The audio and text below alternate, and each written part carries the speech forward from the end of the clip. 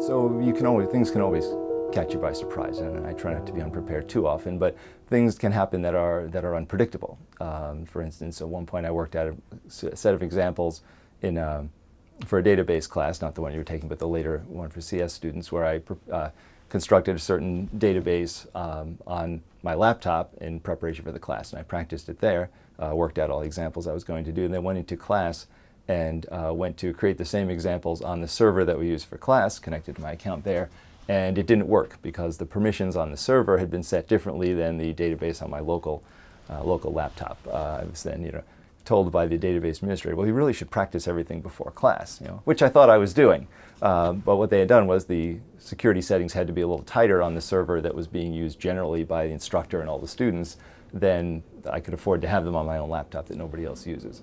So in this case, it basically, I looked a little silly at first when I tried this. So what do? You say, well, gosh, this must be different on the server than it is on my laptop. I'll go find out what happened. And it gave me a chance to then say something about the different sorts of levels of permission in a database that gets set by an administrator. And while this wasn't a database administration class, I was at least able to explain to the students that this was a situation where I was able to have certain kinds of access to a database, to certain operations, certain parts of the data, but not to other operations and other parts of the data, which is an important concept for them to see. So in that case, I was able to turn it into something at least somewhat relevant to what we were talking about in the class.